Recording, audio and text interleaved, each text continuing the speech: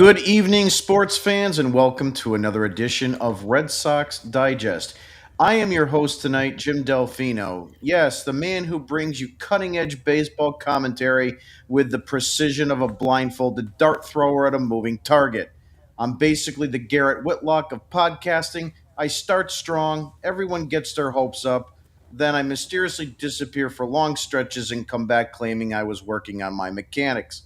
Joining me tonight is the Undertaker of Red Sox podcast, Nick Face, a passionate talker who hates losing so much he argues with traffic lights. If you disagree with Nick on Twitter, you better hydrate because that thread's going 15 innings at least.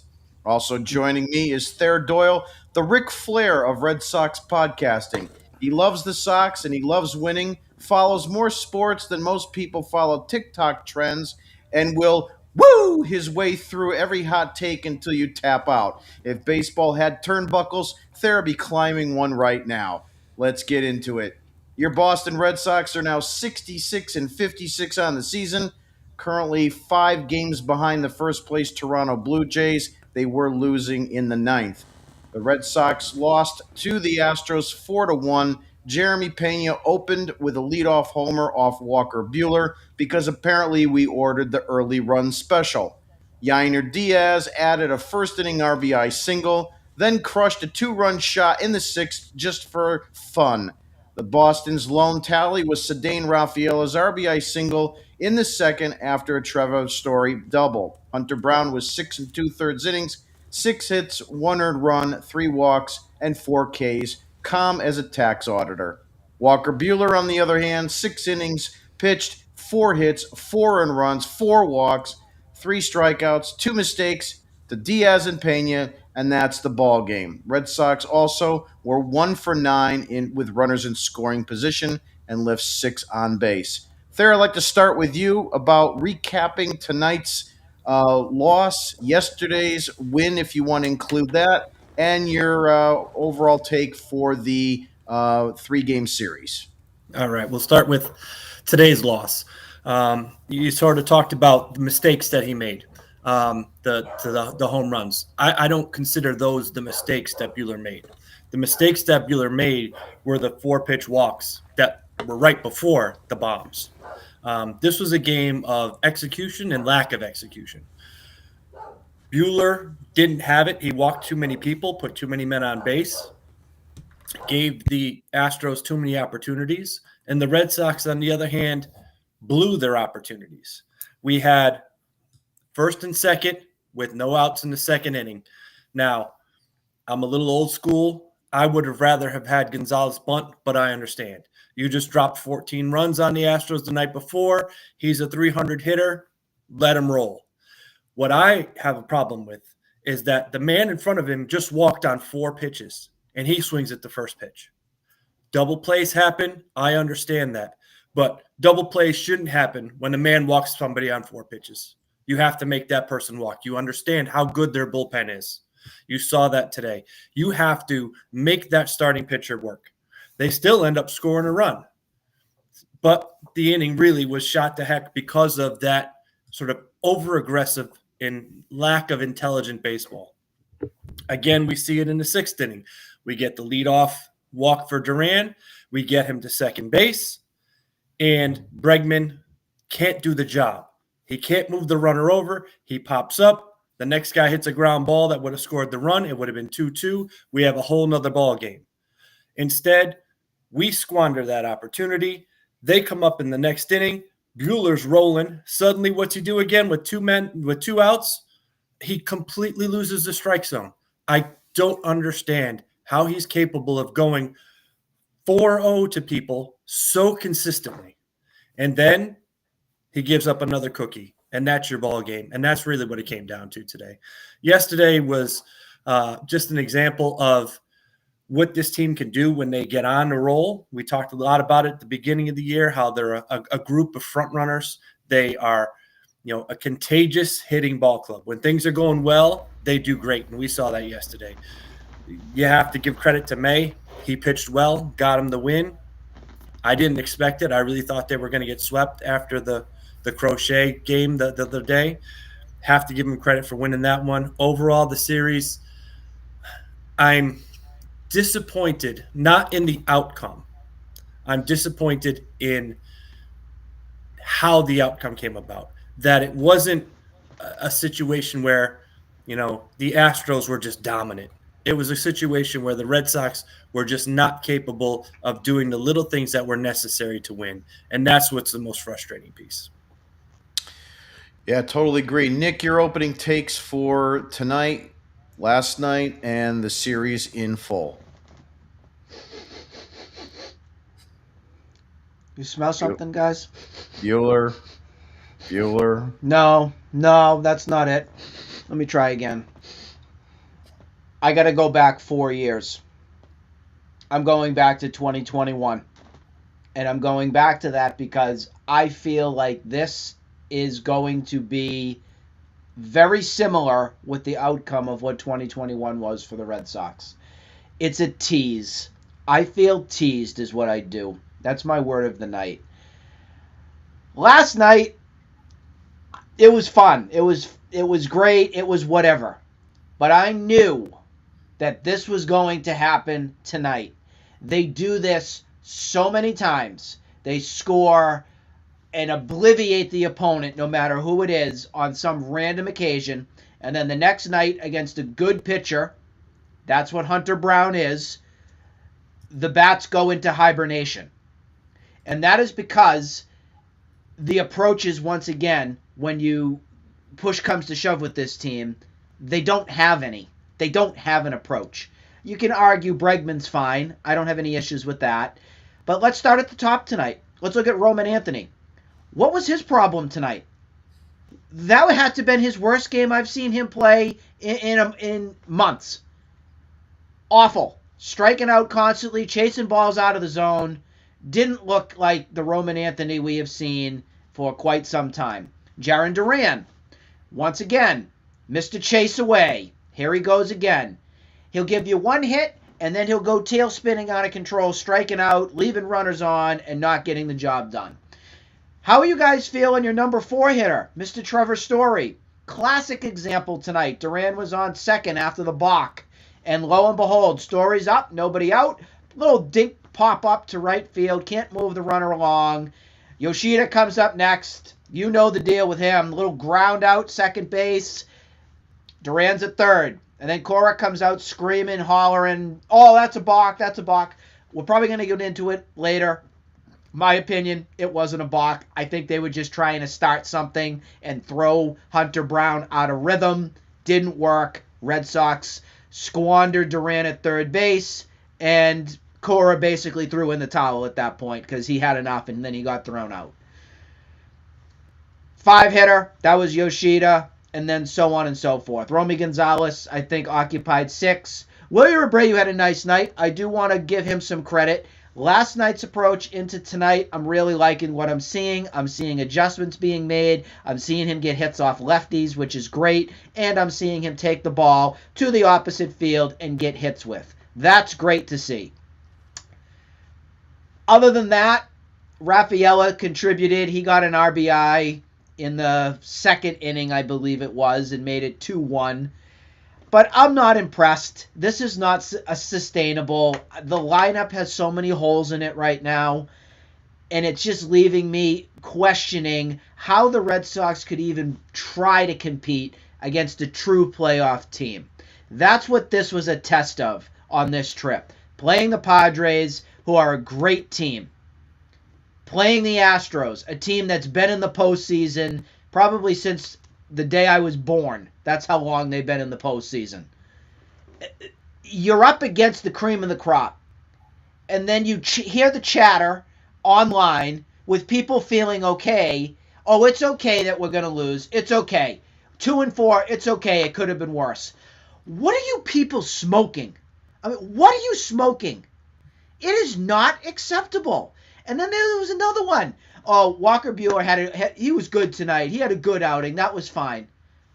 No, he did not have a good outing. Walks kill and boom shakalaka. See you later. That's Walker Buehler. It is not good enough. I am so done with land of mediocrity.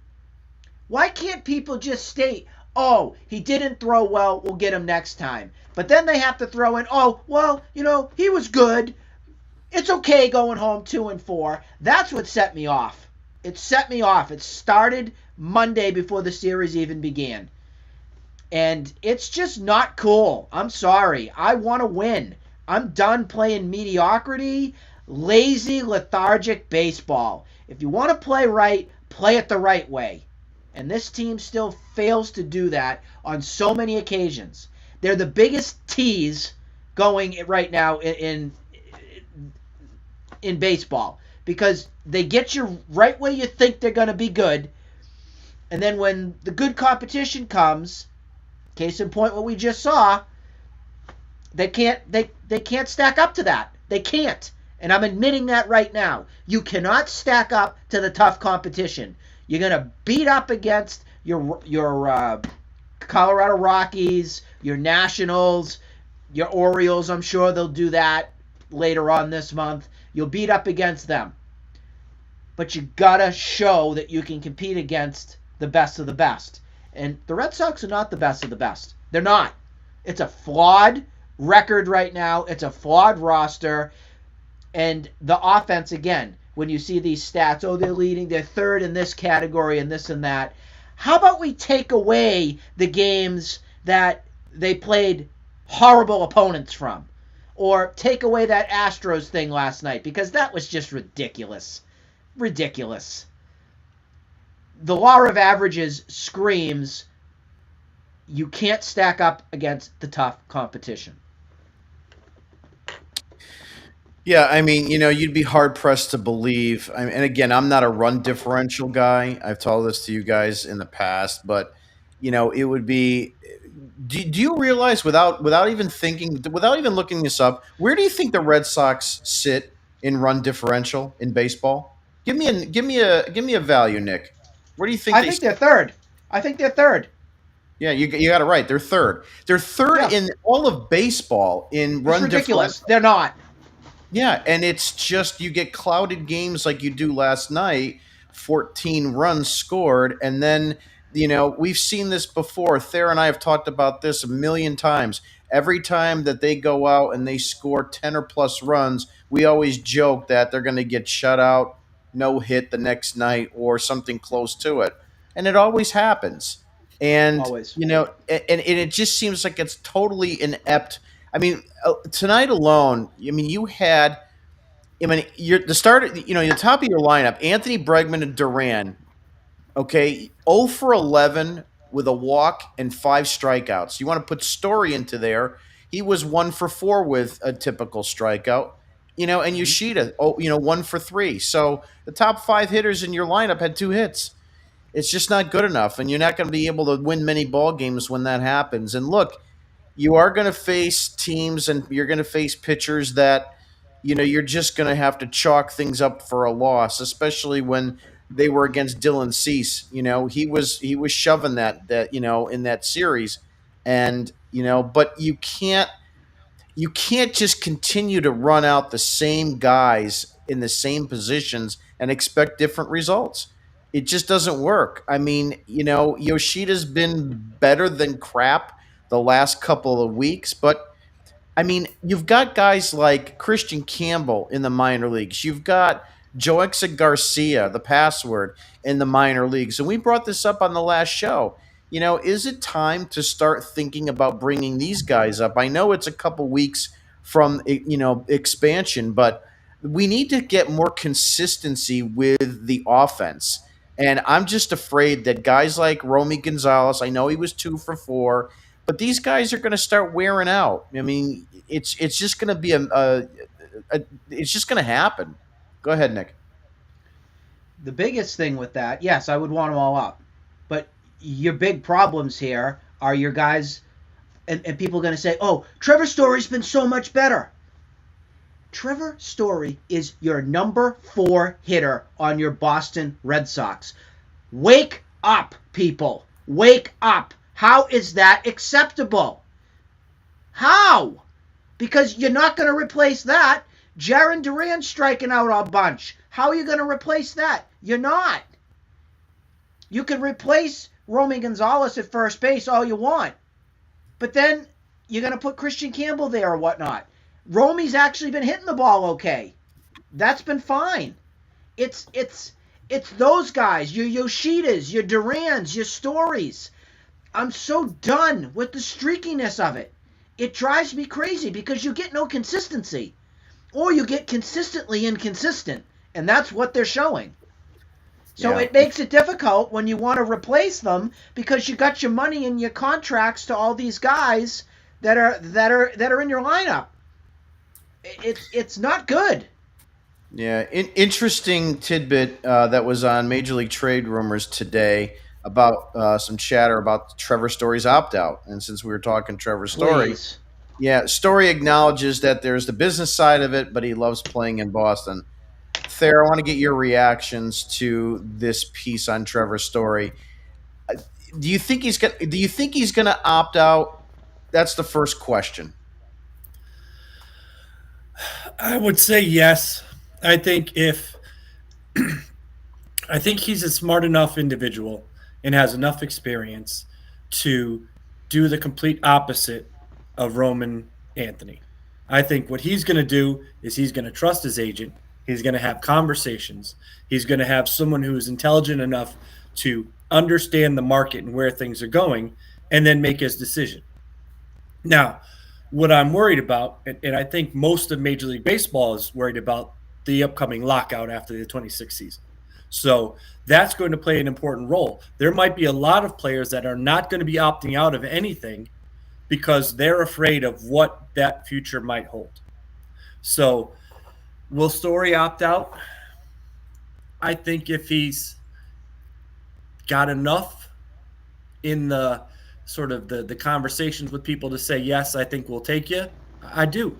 Now, Trevor Story is a professional. I think Trevor Story, and yes, we have a very bad taste in our mouth for what he went through. But in general, this year, Trevor Story is playing a shortstop far better than we have seen in a lot of games. The last series that I sort of watched pretty heavily was the Phillies series, and it's Trey Turner. And I have to say, just watching the players on the field, Trevor Story was a far superior defensive player. He had better instincts. He made better plays. He has a sounder glove. There's a lot to be said about that and where people are going to go. And we have this deluded expectation. And Nick, I totally get where you're coming from and your frustrations. We have to temper that. This is not the Red Sox of the golden age. That's not. It's not even close. We don't have any of those professional people who, like the band of idiots, that can come back and just understand their roles. We have a group of kids. And when you have a group of kids, you just have to understand that they are going to be, if nothing else, inconsistent. And the ones that aren't kids aren't superstars. Those are just regular, everyday, average players that you cannot rely upon to make the big plays all the time. Yes, they're going to have some of those days like we saw yesterday. And we've talked about it a lot, where hitting is contagious. Positively and negatively. We've seen that negativity quite a bit with all the strikeouts, and that's what's going on today. You had guys on base, strikeout, strikeout, strikeout. Yesterday, that's flipped the switch. I know you were talking about, Nick, all of their opposite field approaches. Fantastic.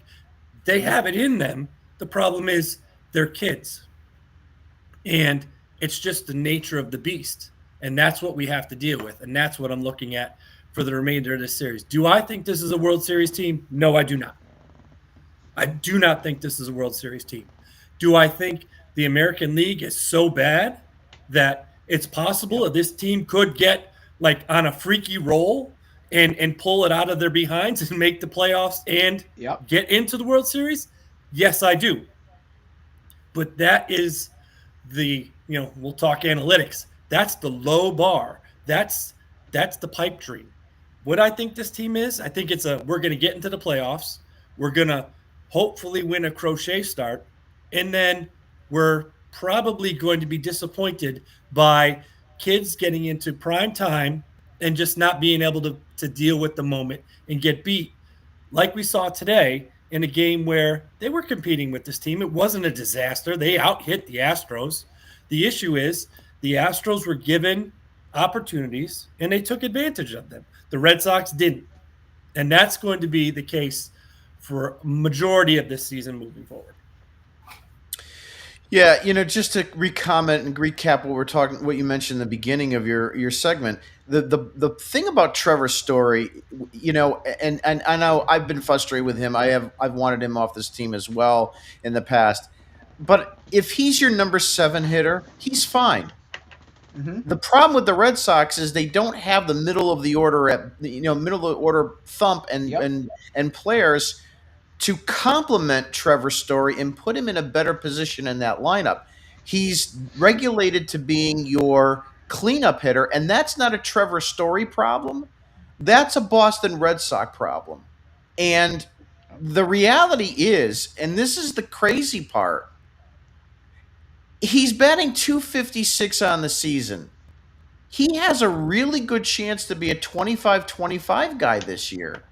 He needs 5 more stolen bases to reach 25 on the season. He needs 7 more home runs. And we know that he can, in the next 6 weeks, it could happen where he'll hit a couple here and a couple there. It's not out of the possibility. The other part of it is he, in his opt-out, there is a club option. So if he opts out this year, he's got 2 seasons at $25 million, and then there's a club option for 2028 for $30 million. But what happens is if he opts out, and the Red Sox have a clause to opt him back in for 2026, if they do, it automatically triggers the 2028 season. So now you're on the hook for $80 million as opposed to $55 million. And where the 55 comes from is he has a buyout at the end of 27. So if the Red Sox, if he stays and opts in and doesn't opt out and the Red Sox don't trigger that 28 option, then what happens is at the end of 27, he's an unrestricted free agent. The Red Sox could opt him in for that $30 million option, but they have a $5 million buyout. So at the end of the day, the Red Sox owe Trevor Story $55 million, however you want to look at it. The question becomes, will another team give him more than $55 million over the next couple seasons? That's what we don't know, and that's what he may or may not know. So it's maybe a combination of years and total dollars. But if I'm the Red Sox, I'm probably hoping he opts out because they don't want to spend money on him anymore. He's not a tradable commodity. And I don't know, maybe wishful thinking they'll spend that money on Alex Bregman. Maybe they will, maybe they won't. But we talked about this on the last show that the Red Sox need Alex Bregman more than Alex Bregman needs them. But what team would go out there and say Trevor Story is a 25-25 guy? Somebody may take a shot at him. Nick, what do you think about that? This isn't anything to do with not loving the player that he is. He is getting positioned, obviously, way out of his element where he should be. It is definitely a roster issue here from management. He should not be the 4 or 5, heck, even 6 hitter. I'd feel more comfortable if he was a 7 guy, maybe 6, depending upon what you had for thumb. But the biggest thing that I have is I struggle with Trevor Story because I've never been a big fan of his.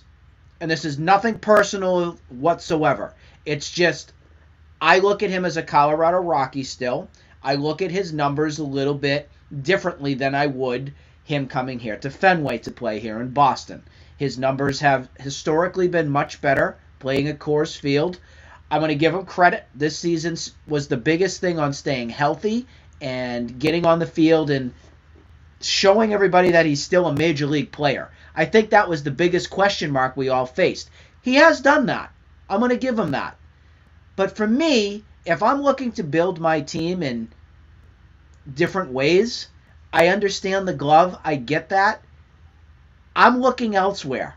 I really am. And I think that I would put something else into that position. Is that Marcelo Meyer? That's a big question mark too, because he's got the durability issues. I just think that there could be other fish to fry than locking yourself into Trevor Story, because what I feel could happen here is it could be a regression, and that regression could be to more injuries popping up again, and then we are absolutely screwed. So, in all fairness, right now, I would say ride it on out, hope that he does want to opt out, and look for something else. I don't think Trevor Story's going to do it, though, because I still think in the back of his mind, number one, with the lockout, but number two, health and getting older. He's one more injury away from probably saying that's my career. I mean, look at Dustin Pedroia. Look what happened there. I mean, the saddest thing in the world happened there with Pedroia, never being able to get back on a baseball diamond. Story doesn't want a repeat of that. So he may look at this and say, oh, I'm locked into all of this. What the heck am I going to go out and risk my career and risk anything to throw all this money potentially away? Just a thought. Yeah. In our chat, we had a couple people. Andrew the Goat says, pathetic performance by the Red Sox tonight. What was that? Just like we talked about earlier, it's just a typical Red Sox game where they'll score a lot of runs one night, and then the next night the bats just become inept. And there's really no other answer for that we could even come up with. Foxy Jane says here that if we don't know what they're throwing from the iPad, or if Cora we don't win, then they never learn to see the differences in pitches and look like this. Can't agree more. And also writes here that so stupid and short-sighted from Cora. Stop stealing pitches and teach people how to keep their hands back on breaking balls. So next thing that I want to talk about is Dustin May from yesterday. This was the version we ordered off the menu, not the Some Assembly required one. Give me your thoughts there on Dustin May's performance yesterday, and do you think we can trust him moving forward in this rotation, or is he bound for the bullpen? I think he pitched well yesterday. Have to give him credit. He kept him in the game. I know it got out of hand, but through 6 innings, it was 2-0, and he was pitching well, throwing strikes, working off the fastball. Do I think we can trust him consistently? No. I don't think we can trust anybody consistently on this team. And that's sort of been the issue that we've had all year long, that it's a team of overpaid veterans that aren't as good as the money they're earning, and just inexperienced kids and a lot of 4A ball players. So do I think May is going to do what he did again? Probably. Maybe you'll see that every 3 or 4 starts.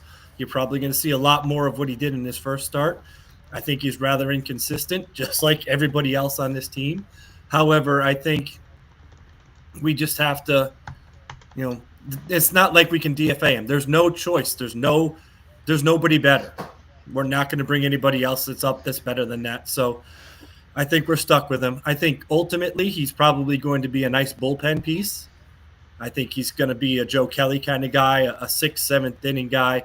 If he will focus on throwing his fastball more consistently, that's where he'll probably have the most benefit. But unfortunately, I don't trust our front office to put a team around him where that is the role he'll be successful in. They're going to try and put him into a role that he's not made for, like an 8th or a 9th inning, or being a top of the rotation starter. And that really all falls on Mr. Breslow. Nick, your thoughts on Dustin May moving forward? What do you think? Do you think he's somebody that maybe has figured it out? He went with the sweeper more than he has in the past. It obviously worked. He had his best performance, I think, probably this season. Do you trust him? Do you think he's going to stay in this rotation? I don't trust him. I don't, because this was, again, one start.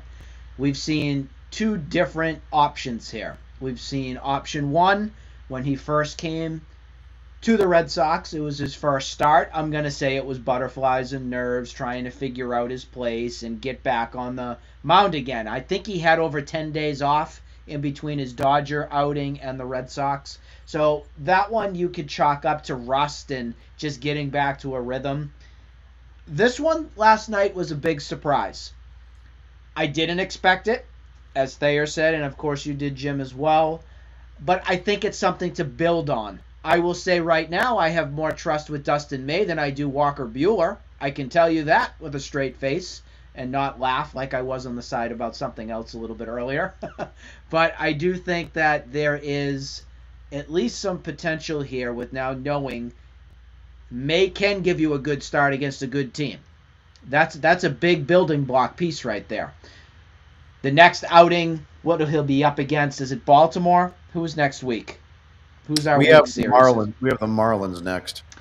Well, I know it's the Marlins, but I'm thinking about after that when he'd start again. It would roughly be the 18th or the 19th, that Monday or Tuesday, which would be the Orioles. So Yeah, he's scheduled for Monday the 18th. Okay, so that would be the Orioles. If he can go out there and throw another one back to back in somewhat of a 6+ inning, 2 runs or less, I'm going to start to feel a little bit more confident here with a guy that's figured it out, has made adjustments, and is learning his place here in the rotation. If he can be your number 4 and solidify that spot, I'm good with that. I still think I like him better in the bullpen over the long haul. I still feel that way, and I'm not changing from my opinion on that. I'd much rather see Cooper Criswell get his chance again to get up here. And there could be an option with Kyle Harrison because he's also been building up a little bit of a resume here down in Worcester. The biggest question mark here with him now is control. The walks are still a little bit too high for me. And I do think that that's something that, the Buellers maybe a little bit. He was a little erratic at times, not much, but he still made me. There was a lot of 3-2 counts early, so that's where I want to see a little bit more strike consistency there. But I think that's one of the things that you could look for in the future if Bueller gives you another stinker. I personally, and I hate saying this, Bueller has earned another start. I'm going to say that very lightly. He's earned another start. Yeah, I mean, again, this wasn't a train wreck outing from Bueller. I hate the walks. The bottom line is that it was the offense that really lost this game tonight. If you had anything close to what you had last night, you obviously have a simple, easy victory. That being said, I wanted to switch gears and do a little preview of the Marlins series. So, in typical fashion, we have a day off tomorrow, travel day. And we have the matchups for the Marlins series. It's going to be Lucas Giolito on Friday against Sandy Alcantara. It's going to be on Saturday. It's going to be it's going to be Brian Bayo against Cal Quantrill. And then Sunday is going to be Garrett Crochet against Jansen Junk. I'll leave all the funnies for that later on. He is far from junk. Yeah, he is nasty. Yeah, so don't sit on him. Yeah, he's 62 with a 406 right now with a whip over 1.13. And Junk in his last outing did get roughed up. It looks like 5 innings, 6 hits, 3 earned runs, and a couple homers. So he had Junk that night. Cal Quantrill, his last outing, the Marlins lost 7-1. He had 4 innings pitched, 3 hits, only 1 earned run in that period of time, which wasn't too bad. And then Alcantara, his last 2 starts have been very disappointing. Looks like it was against Atlanta, 5 innings, 5 earned runs, and then against Houston, 7 innings, 6 earned runs. So I think we've got 3 potential starters here that, maybe we can, in fact, do some damage with. Thayer, I'll start with you on the upcoming Marlins series. What are your projections? My projection is we're going to be looking into a mirror. The Marlins are very much like us.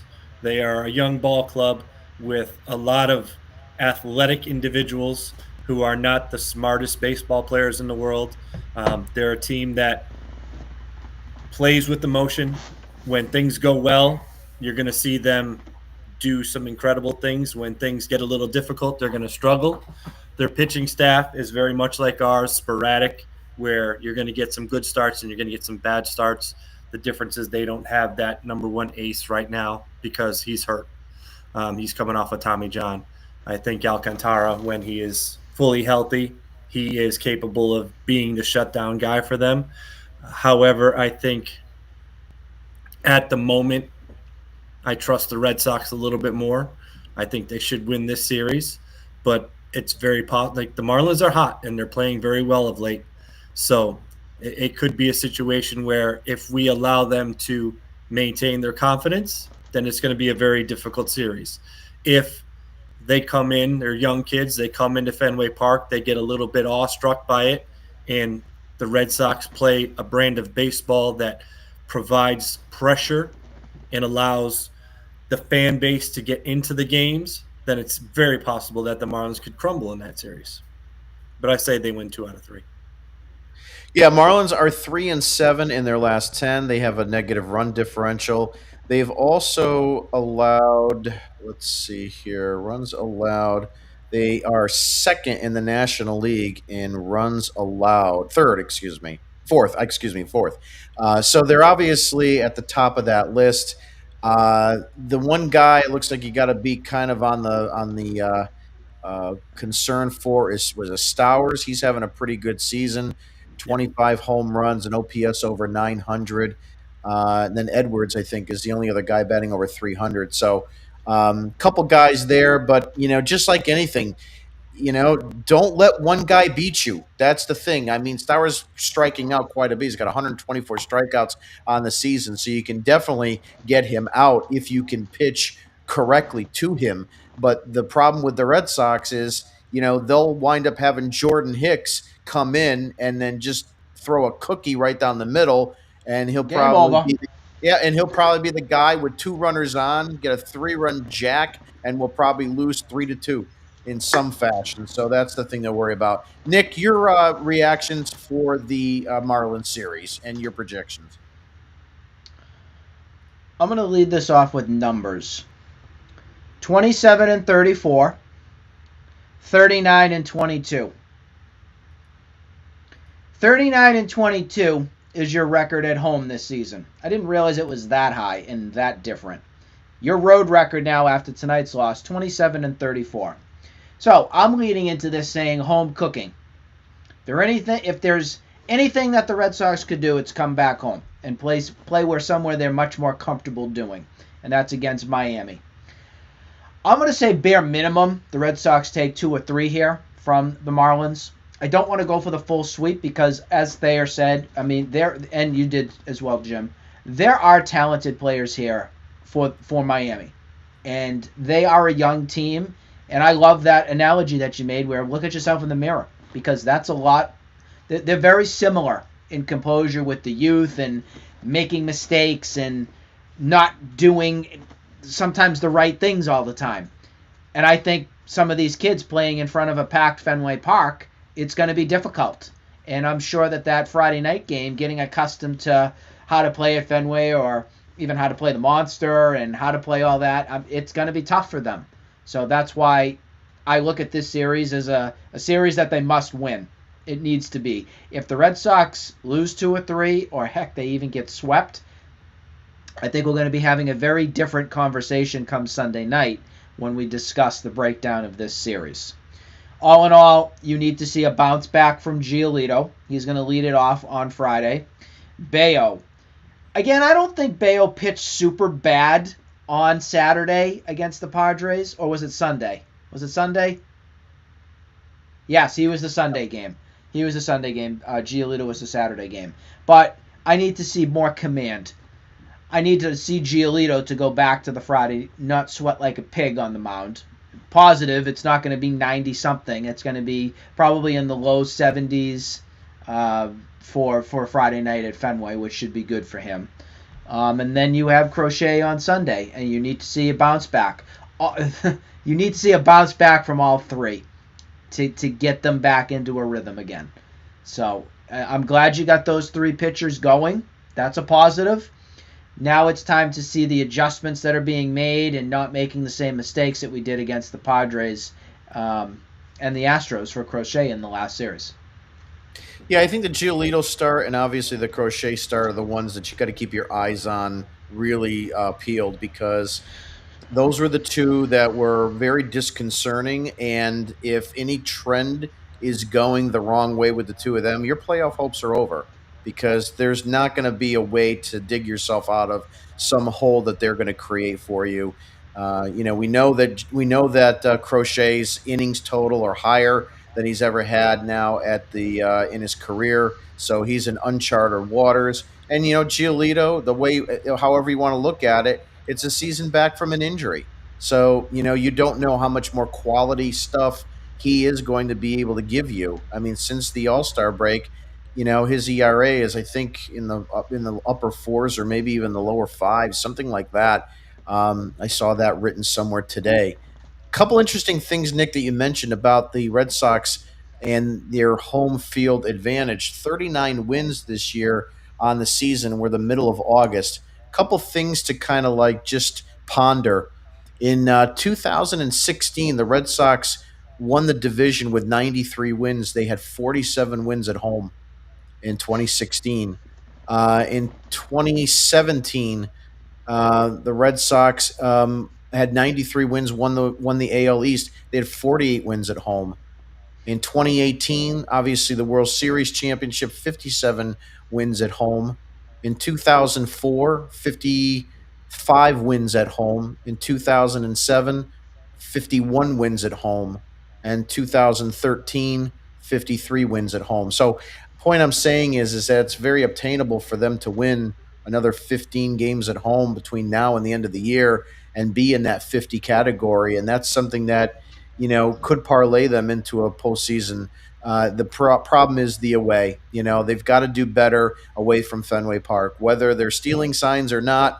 The bottom line is that they've got to show a little bit better in these away games. But this is going to be crunch time now. You've got probably, I believe, I think I saw the 14th easiest schedule. I think moving forward, the Red Sox have.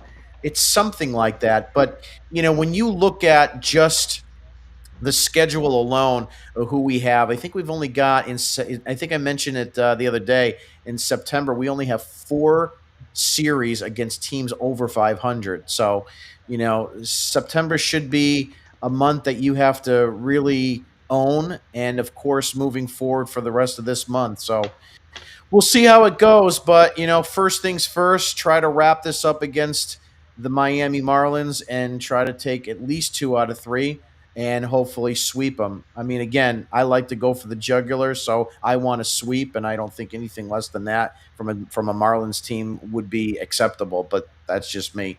I don't go for this 2-4. What yay, it's a moral victory crap that some people on Twitter say. So, with that being said, I'm going to wrap it up for tonight. I'd like to thank Thayer and Nick for being on with me.